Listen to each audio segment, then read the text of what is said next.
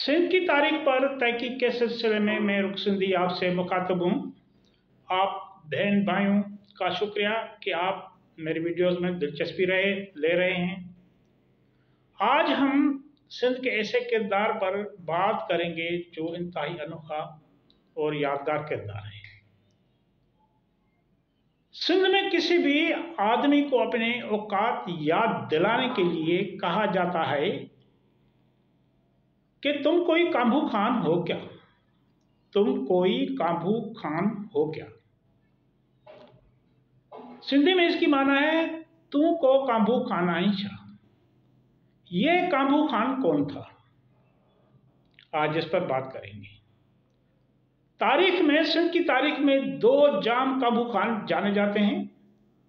एक रवायत के मुताबिक समा खानदान के आखिरी हुक्मरान जाम फेरोज खान की 14वीं पगदार जाम मोहम्मद शरीफ के बेटे जाम कांबू खान का इंतकाल हुआ।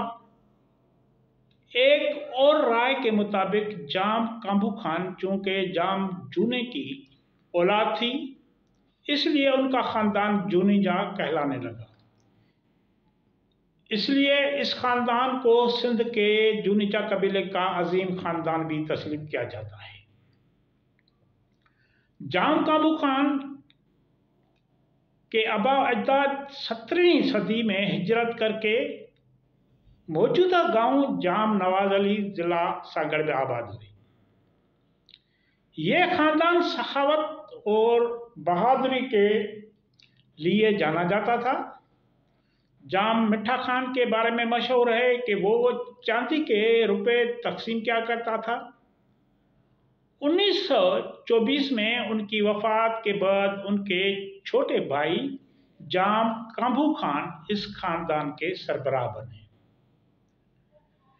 जाम कांबू खान बाद में बहुत बुर्दबार और अक्लमंद इंसान साबित हुआ। वो अंग्रेजों के दौर में कई सालों तक मैजिस्ट्रेट और जस्टिस ऑफ पीस भी रहे। उनके छोटे भाई जान मोहम्मद को भी खानदानी रवायत के मुताबिक अपनी सखावत और अवामी भलाई के काबू के लिए जाना जाता था। नवाब शाह में लोकल बोर्ड हाई स्कूल की हॉस्टल की तमीर और समाजी बहबूद के कई काम उनके खर्च से हुए, उनके पैसे से हुए। जाम कांबू खान न सिर्फ एक अजीम मेज़बान थे, बल्कि भिटाई के शाह अब्दुल लतीफ भिटाई के बहुत बड़े आशिक भी थे। उनके बारे में मशहूर था कि जब वो शाह लतीफ के मज़ार पर हाजिरी के लिए आए तो उनके बहुत से नौकरों समेत घोड़ों से उतर आए। वो खुद चांदी के रुपए की थैली लेकर भिक्षा आते थे और गरीबों की मदद करते थे। उसके पास हर किस्म के घोड़े मौजूद होते थे। वो सिंध में मेलों पर, मेला मलाखड़ा पर भी जाया करते थे, जहां उनका मामूल का लंगर भी होता था। जाम कांबू खान आला तालीम याफ्ता नहीं थे, लेकिन वो रोशन दिमाग, शाइस्तगी, बड़ाई और सखावत के साथ रहते थे। उनके खानदान के पास शुरू ही से काफ़ी ज़रई ज़मीन थी। जाम कांबू खान ने अपनी दौलत खुदा के राह में और माशरे की बेहतरी के लिए खर्च की, जिसकी वजह से सिंध में उनका नाम सखावत के नाम से, एक सखी के नाम से जाना जाता था। उन्हें मिसाली इंसान समझा जाता है और उसे हातम ताई सानी भी कहा जाता है। उनकी सखावत उस वक्त सिंध यानी मुल्तान और मुंबई बलूचिस्तान तक मशहूर थी। फजर की नमाज पढ़कर और कुरान पाक की तलावत के बाद फसलें देखने घोड़े पर ज़मीनों पे जाया करते थे। वो सुबह 10 बजे के करीब अपनी औताक पर आते थे, जहां भिखारी और गरीब लोग बड़ी तादाद में मौजूद होते थे। जाम कांबू खान के आने से पहले उसका नौकर चांदी के सिक्कों से भरा हुआ लकड़ी के एक संदूक लेकर सामने रखते थे। जाम अपने हाथों से गरीबों और साइलों को बगैर किसी गिनती के रुपए पैसे देते थे। बहुत से साइल पैसे लेकर भी घोड़े, ऊंट और दीगर मवेशी मांगते थे। ये सखी मर्द माल मवेशी भी उनको दे देते थे।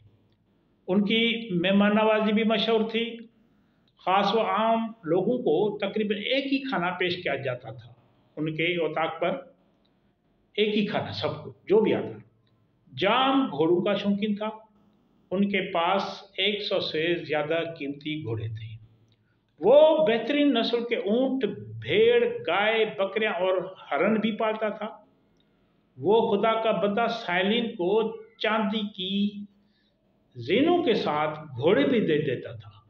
वो सियासत से दूर रहे और सियासत का काम अपने भाइयों जाम मिठा खान और जान मोहम्मद खान को सौंप दिया।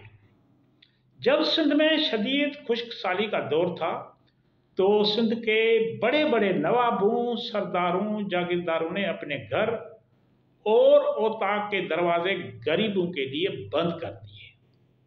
लेकिन जाम काबू खान की औताक यानी उनका घर हर अमीर, गरीब, गैर मकामी और मकामी लोगों के लिए हमेशा खुली रहती थी।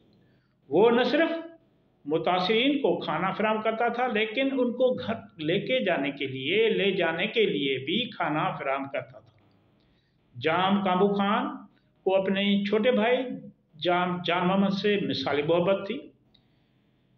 जान मोहम्मद का लंदन में 11 अगस्त 1954 को इंतकाल हुआ तो उनके भाई को खोने से जाम काबू खान को बड़ा सदमा पहुंचा और वो 4 माह बाद यानी 6 दिसंबर 1954 को इंतकाल कर गए।